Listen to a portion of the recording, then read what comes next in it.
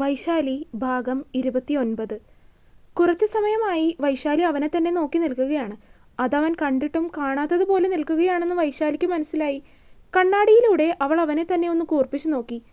ഈ മുഖം എന്തിനാ ഇങ്ങനെ വീർപ്പിച്ചു വെച്ചിരിക്കുന്നത്? കണ്ണാടിയിൽ അവൻ്റെ മുന്നിൽ കയറി അവന് നേരെ നിന്നുകൊണ്ട് അവൾ ചോദിച്ചു. നീയല്ലേ എന്നോട് ഇനി മിണ്ടണ്ടെന്ന് പറഞ്ഞത്? അങ്ങനെ പറഞ്ഞാൽ നീ സംസാരിക്കില്ലേ? വൈശാലി അവനെ കൂർപ്പിച്ചു നോക്കി. വിഷ്ണുവിൻ്റെ മുഖത്ത് ഒരു കള്ളച്ചിരി മിന്നി മാഞ്ഞുവോ?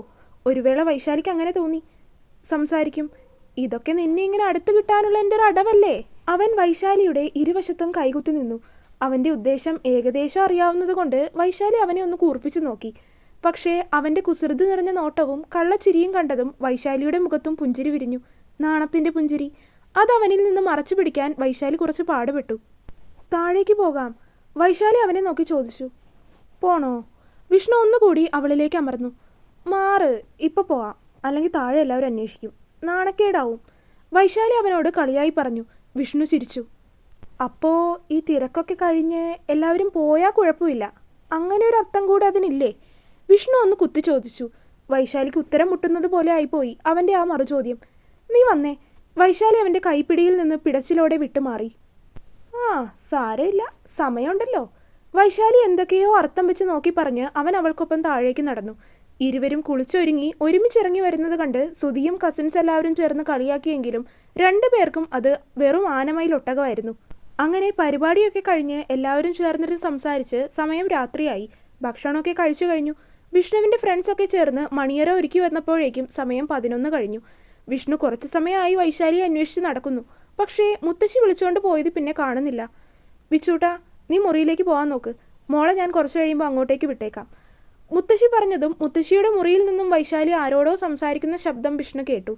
അങ്ങോട്ടൊന്ന് എത്തി നോക്കിയെങ്കിലും അവളെ കാണാനായില്ല. അവൻ മുകളിലേക്ക് നടന്നു.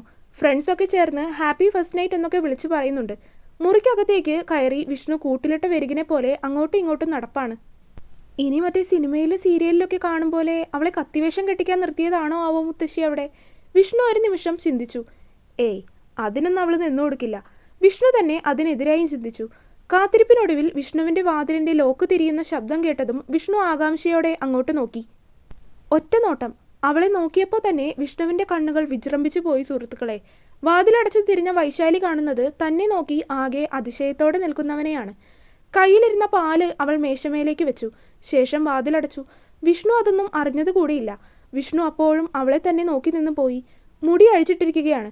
കുളിച്ച മുടിയായതുകൊണ്ട് തന്നെ അതിനിയും ഉണങ്ങാനുണ്ട്. അവളുടെ കാപ്പി നിറത്തിലെ കണ്ണുകൾ നീട്ടി എഴുതിയിട്ടുണ്ട്. വിഷ്ണു ഇന്നാണ് ആദ്യമായിട്ട് അവളെ കൺമഷി എഴുതി കാണുന്നത്. കരിമഷി പടർന്ന ആ കണ്ണുകൾ കാണാൻ വല്ലാത്തൊരഴക് തോന്നി അവന്. അവൻ്റെ നോട്ടം അവിടെ നിന്നും നേരെ താഴേക്ക് പോയി. ചുവന്ന കരയുള്ള ഒരു സെറ്റ് മുണ്ടാണ് അവൾ ഉടുത്തിരിക്കുന്നത്. അതവൾ ഇടയ്ക്ക് വീട്ടിൽ നിൽക്കുമ്പോൾ ഉപയോഗിക്കാറുള്ള വേഷമാണ്. എങ്കിലും ഇന്ന് അവളെ ആ വേഷത്തിൽ കണ്ടതും അവന് വല്ലാത്ത ചന്തം തോന്നി. കൂടെ താൻ അണിയിച്ചു കൊടുത്ത താലി, നെറ്റിയിലെ സിന്ദൂരം, അത്രമാത്രം, മറ്റൊന്നുമില്ല. അവൻ അവളെ തന്നെ മതിമറന്ന് നോക്കി നിന്ന് പോയി. കുറച്ചു സമയമായി വൈശാലിയും അവനെ നോക്കി നിൽക്കുന്നുണ്ട്. പക്ഷേ അവനിതൊന്നും അറിഞ്ഞിട്ടില്ല. വിഷ്ണു, അവൾ അവൻ്റെ മുന്നിൽ വന്ന് നിന്ന് വിരൽ ഞൊടിച്ചു. അപ്പോഴാണ് വിഷ്ണു അവൾ അത്രയും അടുത്ത് നിൽക്കുന്നത് കണ്ടത്. അടുത്ത നിമിഷം ഒട്ടും പാഴാക്കാതെ വിഷ്ണു അവളെ ഇടുപ്പിലൂടെ ചുറ്റിപ്പിടിച്ച് അവനിലേക്ക് ചേർത്ത് നിർത്തി. പെട്ടെന്നായതുകൊണ്ട് വൈശാലി ഒന്ന് ഞെട്ടിയെങ്കിലും അവൾ അവനെ പുരികം പൊക്കി എന്താണെന്ന രീതിയിൽ ചോദിച്ചു. തന്നെ നോക്കിയുള്ള അവളുടെ ആ ചോദ്യത്തിന് തന്നെ വല്ലാത്തൊരു വശ്യത തോന്നി വിഷ്ണുവിന്. എന്താ ഉദ്ദേശം? വൈശാലി അവൻ്റെ കഴുത്തിലൂടെ ചുറ്റിപ്പിടിച്ചുകൊണ്ട് ചോദിച്ചു. വിഷ്ണു അവളെ നോക്കി പതിവ് കുസൃതിച്ചിരി ചിരിച്ചു. എന്തുദ്ദേശം? നല്ല ഉദ്ദേശം മാത്രം. വിഷ്ണു അതേ ചിരിയോടെ തന്നെ അവളോട് പറഞ്ഞു. ഉറപ്പാണോ? വൈശാലി അവനിലേക്ക് ഒന്നുകൂടി ചേർന്ന് നിന്നുകൊണ്ട് ചോദിച്ചു. വിഷ്ണുവിൻ്റെ നെഞ്ചിലൂടെ ഒരാളൽ കടന്നുപോയി. എങ്കിലും വിഷ്ണു മുഖത്ത് അല്പം ധൈര്യം സംഭരിച്ച് പിടിച്ചു നിന്നു. നീ എന്നെ പ്രലോഭിപ്പിക്കരുത് പൊന്നെ. വിഷ്ണുവിൻ്റെ ശബ്ദത്തിൽ ദയനീയത. വൈശാലി ചിരിച്ചുപോയി. അവൻ ആ ചിരിയിലേക്ക് തന്നെ നോക്കി നിന്നു പോയി. താൻ ആഗ്രഹിച്ചത് ഇത് മാത്രമാണ്, അവളെ ഇങ്ങനെ സന്തോഷത്തോടെ കാണാൻ. ഒരു മുത്തം തരാൻ പാടില്ല എന്നൊന്നുമില്ലല്ലോ. വിഷ്ണു അവളുടെ ഇടുപ്പിലെ പിടിമുറുക്കി. വൈശാലിയുടെ ചിരി പതിയെ ഒന്ന് മാഞ്ഞു. അവൻ്റെ കണ്ണുകളിലെ ഭാവം, താൻ മാത്രം കണ്ടിട്ടുള്ള, തനിക്ക് മാത്രം അറിയാവുന്ന അവനിലെ ഭാവം, അത്രമാത്രം തനിക്ക് പ്രിയമുള്ള അവൻ്റെ പ്രണയരൂപം. അങ്ങനെയൊന്നും ആരും പറഞ്ഞിട്ടില്ല. അവൻ്റെ ചോദ്യത്തിന് വൈശാലിയും വിട്ടുകൊടുത്തില്ല. വിഷ്ണുവിൻ്റെ പുഞ്ചിരിയുടെ മാറ്റുകൂടി. വിഷ്ണു അവളുടെ സിന്ദൂരം ചാർത്തിയ നെറ്റിയിൽ അമർത്തിയൊന്ന് ചുംബിച്ചു. വൈശാലി പുഞ്ചിരിച്ചു. സുന്ദരിയായിട്ടുണ്ട്. അത് പറഞ്ഞതും വൈശാലിയുടെ കവിളുകൾ അവൾ പോലും അറിയാതെ ഒന്ന് ചുവന്നു പോയി. പതിവ് തെറ്റിക്കാതെ ഇരുവരും ചേർന്ന് വൈശാലി കൊണ്ടുവന്ന് വെച്ച പാല് കുടിച്ചു. എനർജി കിട്ടിയോ? പാല് കുടിച്ചു കഴിഞ്ഞതും വിഷ്ണു അവളോട് ചോദിച്ചു. വൈശാലി തലയാട്ടുകയും ചെയ്തു. അപ്പോൾ പിന്നെ തുടങ്ങാം. വിഷ്ണു കൈകൾ മുകളിലേക്ക് ഉയർത്തി വിരലിലെ ഞൊട്ടയൊടിച്ചുകൊണ്ട് വൈശാലിയോട് ചോദിച്ചു. അപ്പോഴാണ് അവൻ ചോദിച്ചതിലെ ദ്വയാർത്ഥം അവൾക്ക് മനസ്സിലായത്. എന്തു തുടങ്ങാൻ? അല്ല, നമ്മുടെ കല്യാണം കഴിഞ്ഞല്ലോ, അപ്പോൾ ഇനി നമുക്ക് ഒരുമിച്ച് ജീവിച്ച് തുടങ്ങാമെന്ന് പറഞ്ഞതാണ്, വിഷ്ണു വിശദീകരിച്ചു. അതിന് വൈശാലി ഒന്ന് മൂളി. അപ്പോഴാണ് ഫോണിലേക്ക് എന്തൊക്കെയോ മെസ്സേജ് വരുന്ന ചറപറ ശബ്ദം കേട്ടത്. നോക്കുമ്പോൾ വിഷ്ണുവിൻ്റെ ഫോണിൽ നിന്നാണ് മെസ്സേജ് വരുന്നത്. അവൻ ഫോൺ എടുത്തൊന്ന് നോക്കി. ഇതിലും മാത്രം മെസ്സേജ് അയക്കാൻ തനിക്ക് ആരാണെന്ന ചിന്തയായിരുന്നു അന്നേരം അവനിൽ. നോക്കുമ്പോൾ ഫോട്ടോഗ്രാഫറാണ്. ഇന്നെടുത്ത ഫോട്ടോകളിൽ ഒത്തിരി അധികം ഫോട്ടോസ് ഇങ്ങോട്ട് അയച്ചു തന്നിട്ടുണ്ട്. തനിക്ക് ഉറക്കം വരുന്നുണ്ടോ? അവൻ ചോദിച്ചതും വൈശാലി ഇല്ലെന്ന് തലയാട്ടി. കാരണം തൻ്റെ ജീവിതത്തിലെ ഏറ്റവും സന്തോഷം നിറഞ്ഞ നിമിഷമാണിത്. അതുകൊണ്ട് തന്നെ അവൾക്ക് ക്ഷീണം തോന്നുന്നുണ്ടായിരുന്നുവെങ്കിലും ഉറക്കം വരുന്നുണ്ടായിരുന്നില്ല. അവനെ ഇങ്ങനെ കണ്ടുകൊണ്ടിരിക്കാൻ വേണ്ടി മാത്രം തോന്നുകയാണിപ്പോൾ. ഫോട്ടോഗ്രാഫർ ഇന്നെടുത്ത ഫോട്ടോസൊക്കെ അയച്ചു തന്നിട്ടുണ്ട്, അത് നമുക്ക് ലാപ്പിലെടുത്തൊന്ന് കാണാം. വിഷ്ണു പറഞ്ഞതും വൈശാലി തലയാട്ടി. രണ്ടുപേർക്കും കാര്യമായ ക്ഷീണമൊന്നും തോന്നാതിരുന്നത് കൊണ്ടാണ് ഇരുവരും അങ്ങനെ ഇരുന്നത്. അമ്പലത്തിൽ നിന്നെടുത്തതും ഓഡിറ്റോറിയത്തിൽ നിന്നെടുത്തതുമായിട്ടുള്ള കുറച്ച് ഫോട്ടോസ് മാത്രമാണ് അയച്ചു തന്നിരിക്കുന്നത്. താലി കെട്ടുന്നതും സിന്ദൂരം ചാർത്തുന്നതും പിന്നെ അമ്പലത്തിൽ നിന്ന് ഇറങ്ങിയിട്ടെടുത്ത കുറച്ച് ഫോട്ടോസും ഓഡിറ്റോറിയത്തിൽ വന്നതിന് ശേഷം നടന്നു വരുന്നതും അങ്ങനെയുള്ള കുറച്ച് ഫോട്ടോകൾ. ഇരുവരും അതിലുള്ള കാര്യങ്ങളെല്ലാം വീണ്ടും ഒന്നുകൂടി ഓർത്തെടുത്തുകൊണ്ട് എല്ലാ ഫോട്ടോസും ഒരുമിച്ചിരുന്ന് കണ്ടു തീർത്തു. ആ കിസ് ചെയ്ത ഫോട്ടോ കിട്ടിയില്ലല്ലോ, ഞാൻ അതുണ്ടാകുമെന്ന് കരുതിയാണ് ഇത്രയും സമയം എല്ലാ ഫോട്ടോസും ഇരുന്ന് അരിച്ചു പെറുക്കി നോക്കിയത്. വിഷ്ണു നിരാശയോടെ ആലോചിച്ച് പറഞ്ഞത് കേട്ടതും വൈശാലി അവനെ ഒന്ന് കൂർപ്പിച്ചു നോക്കി. അതിന് വിഷ്ണു ഒന്ന് ഇളിച്ചു കാണിച്ചു. കിടക്കാം നമുക്ക്, വിഷ്ണു ചോദിച്ചു. വൈശാലി തലയാട്ടി. വിഷ്ണു അവളുടെ മുഖത്തേക്കൊന്ന് നോക്കി. ഭയത്തിന്റെ നേരിയ കണിക പോലും അവളുടെ കണ്ണുകളിൽ ഇല്ല എന്നുള്ളത് അവൻ അത്ഭുതമായിരുന്നു. കട്ടിലിലേക്ക് കിടന്ന് ലൈറ്റ് ഓഫാക്കി. മുടിയൊന്ന് വാരി ചുറ്റി കെട്ടിവെച്ച് അവളും അവൻ അരികിലേക്ക് കിടന്നു. മുറിയിൽ നിലാവിന്റെ നേരിയ വെളിച്ചം മാത്രമുണ്ട്. അത് കർട്ടനിടയിലൂടെ ചെറിയ രീതിയിൽ അകത്തേക്ക് കടന്നു വരുന്നുണ്ട്. വിഷ്ണു അവളുടെ അരികിലേക്ക് നീങ്ങി ചേർന്ന് കിടന്ന് തല കയ്യിൽ താങ്ങി വെച്ച് അവളെ ഒന്ന് നോക്കി.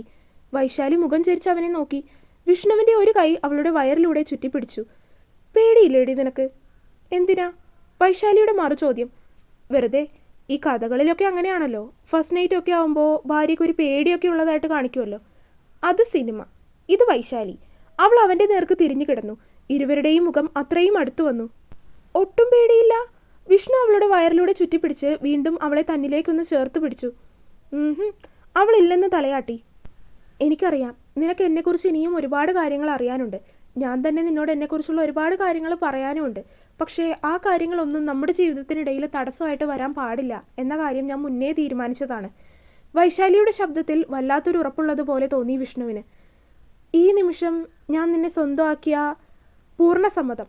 വിഷ്ണു പറഞ്ഞു തീർക്കും മുന്നേ അവളുടെ ഉത്തരം എത്തിയിരുന്നു. വിഷ്ണുവിൻ്റെ ചുണ്ടിൽ പുഞ്ചിരി വിരിഞ്ഞു. ഇപ്പോൾ തന്നെ നിന്നെ അങ്ങനെ തന്നെ ഇറുക്കി പൊട്ടിക്കാൻ തോന്നുന്നുണ്ട് എനിക്ക്. പക്ഷേ വേണ്ട, പയ്യെ തിന്നാൽ പനയും തിന്നാമെന്നല്ലേ, സമയമെടുത്തെല്ലാം ശരിയാക്കാം. വിഷ്ണു അവൻ്റെ ചുണ്ടുകൾ കൊണ്ട് വൈശാലിയുടെ കവിളിൽ ഒന്നുരസി. അവൾ കുണുങ്ങിച്ചിരിച്ചു. ഇപ്പോൾ നമുക്ക് കെട്ടിപ്പിടിച്ച് ചാച്ചാം. വിഷ്ണു അവളെ ചേർത്ത് കിടത്തി. വൈശാലി അവനിലേക്ക് അത്രയും ചേർന്ന് കിടന്നു. രാത്രിയിലെ തണുപ്പ് അധികരിച്ചപ്പോൾ ഇരുവരും ഒരു പുതപ്പിന് കീഴിൽ പരസ്പരം കെട്ടിപ്പിടിച്ച് ചൂട് പകർന്നങ്ങനെ കിടന്നു. രാവിലെ വൈശാലിയാണ് ആദ്യം എഴുന്നേറ്റത്. നോക്കുമ്പോൾ വിഷ്ണു രാത്രി കിടന്നതുപോലെ തന്നെ അവളെ ചുറ്റിപ്പിടിച്ച് കിടന്ന് നല്ല ഉറക്കമാണ്. ക്ഷീണം കാണുമെന്ന് അവൾക്കറിയാം. അവൾ അങ്ങനെ തന്നെ കിടന്ന് അവൻ്റെ തലയിലൂടെ ഒന്ന് വിരലോടിച്ചു. വിഷ്ണു ഒന്ന് മൂളിക്കൊണ്ട് അവളെ വീണ്ടും ചുറ്റിപ്പിടിച്ച് അങ്ങനെ തന്നെ കിടന്നു. അവൾ പതിയെ ദേഹത്തു നിന്നും അവൻ്റെ കൈയെടുത്ത് മാറ്റി. ശേഷം അവനെ ഒന്ന് പുതപ്പിച്ചു കൊടുത്തു. കുളിച്ച് ഡ്രസ്സെല്ലാം മാറി വരുമ്പോഴും അവൻ ഉറക്കം തന്നെയാണ്. സമയം 6 മണിയായിട്ടുണ്ട്. ഇന്നലെ മുത്തശ്ശി പറഞ്ഞിരുന്നു രണ്ടുപേരും കൂടെ രാവിലെ അമ്പലത്തിൽ പോകണമെന്ന്. വിഷ്ണുവിൻ്റെ ഉറക്കം കണ്ടിട്ട് വൈശാലിക്ക് അവനെ ഉണർത്താൻ തോന്നിയില്ല. അവൾ താഴേക്ക് നടന്നു. വീട്ടിലിപ്പോഴും വിഷ്ണുവിൻ്റെയൊക്കെ ചില അടുത്ത ബന്ധുക്കൾ ഇപ്പോഴും ഉണ്ട്. കൂടെ മുത്തശ്ശിയും നിൽക്കുന്നുണ്ട്. മോള് നേരത്തെ ഉണർന്നോ? കുളിച്ചു വന്ന് നിൽക്കുന്ന വൈശാലിയെ കണ്ടതും മുത്തശ്ശി ചോദിച്ചു. മാളവികയും അവളുടെ അമ്മയും ഒക്കെ അവിടെ തന്നെ നിൽക്കുന്നുണ്ടായിരുന്നു. വിച്ചു എഴുന്നേറ്റില്ലേ? അവൻ ഉറക്കമാണ്. ഭർത്താവിന് ഇപ്പോഴും പേരാണോ വിളിക്കുന്നത്? ബഹുമാനമൊന്നും ഇല്ലേ വലിയമ്മേ? മുത്തശ്ശിയോട് പറയുന്നു എന്ന വ്യാജേന മാളവികയുടെ അമ്മ അവളെ ഒന്ന് കുത്തി. അതിന് വൈശുമോളും വിഷ്ണുവും തമ്മിൽ ആകെ 2 വയസ്സിനാണ് വ്യത്യാസം. ഇപ്പോൾ ഉള്ള കുട്ടികളൊക്കെ ആരാ ഏട്ടാ എന്നൊക്കെ വിളിക്കുന്നത്? നീ ഇത് ഏത് ലോകത്താണ് ജീവിക്കുന്നത്? മുത്തശ്ശി വിട്ടുകൊടുത്തില്ല. മുത്തശ്ശിയുടെ മറുപടി കേട്ടതും വൈശാലി മുഖം മറച്ച് അടക്കി ചിരിച്ചു. മാളവികയുടെ അമ്മയുടെ മുഖം അടിയേറ്റതുപോലെ വിളറിപ്പോയി. മോള് ചായ കുടിച്ചിട്ട് പോയി വിഷ്ണുവിനെ വിളിച്ചുണർത്തി അമ്പലത്തിൽ പോകാൻ നോക്ക്. വിളിച്ചില്ലെങ്കിൽ അവൻ വേണമെങ്കിൽ ഇന്ന് മുഴുവൻ കിടന്നുറങ്ങും, മുത്തശ്ശി തമാശയോടെ പറഞ്ഞു. ചായ കുടിച്ചു കഴിഞ്ഞ് വൈശാലി മുറിയിലേക്ക് നടന്നു. വിഷ്ണു അപ്പോഴും കട്ടിലിൽ കമിഴ്ന്നു കിടന്ന് ഉറക്കമാണ്. അവൾ മുടിയിലെ ടവൽ അഴിച്ചു മാറ്റി. ഉറങ്ങിക്കിടക്കുന്ന വിഷ്ണുവിനെ കണ്ടതും അവൾക്കൊരു കുസൃതി തോന്നി. അഴിച്ചിട്ട മുടി മുഴുവനായി അവൾ മുന്നിലേക്കിട്ടു. ശേഷം അവൻ്റെ അടുത്തേക്ക് ചെന്ന് അത് അപ്പാടെ മുകളിലേക്ക് ഉയർത്തി. മുടിയിലെ വെള്ളമെല്ലാം വിഷ്ണുവിൻ്റെ ദേഹത്തേക്ക് ചാറ്റൽ മഴ പോലെ ചാറി വീണു. കമിഴ്ന്നു കിടക്കുന്നത് കൊണ്ട് അവൻ്റെ കഴുത്തിലും കയ്യിലും ഒക്കെയാണ് വീണത്. പെട്ടെന്നായതുകൊണ്ട് വിഷ്ണു ഞെട്ടലോടെ കണ്ണു തുറന്നു. മുന്നിൽ തന്നെ കളിയാക്കി ചിരിച്ചുകൊണ്ട് നിൽക്കുന്ന വൈശാലിയെ കണ്ടതും വിഷ്ണു കട്ടിലിൽ നിന്ന് ചാടിയിറങ്ങി. നിന്നോട് വേഗം കുളിച്ചു വരാൻ പറഞ്ഞു മുത്തശ്ശി, അമ്പലത്തിൽ പോകണം. അത് പറഞ്ഞ് വിഷ്ണുവിന് പിടികൊടുക്കും മുന്നേ വൈശാലി ഓടി മുറിക്ക് പുറത്തേക്കിറങ്ങി. വിഷ്ണു പുറത്തേക്ക് പോയില്ല. അവൻ്റെ ചുണ്ടിൽ നിറഞ്ഞ പുഞ്ചിരിയായിരുന്നു. താൻ ആഗ്രഹിച്ച ജീവിതം സ്വന്തമായതുപോലെ. തുടരും. അപ്പോൾ വീഡിയോ കണ്ടവരെല്ലാവരും വീഡിയോ ലൈക്ക് ചെയ്യുക. നിങ്ങളുടെ അഭിപ്രായങ്ങൾ എന്തായാലും ഇത് കമൻറ്റായിട്ട് അറിയിക്കുക. ചാനൽ സബ്സ്ക്രൈബ് ചെയ്യാത്തവരുണ്ടെങ്കിൽ സബ്സ്ക്രൈബ് ചെയ്യുക. അടുത്ത പാർട്ടായിട്ട് നാളെ വരാം കേട്ടോ. ബൈ.